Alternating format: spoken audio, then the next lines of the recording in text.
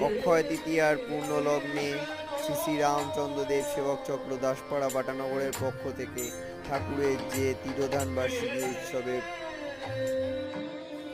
আয়োজন করা হয়েছে, সেখানে ভোগ প্রসাদ বিতরণ পর্ব।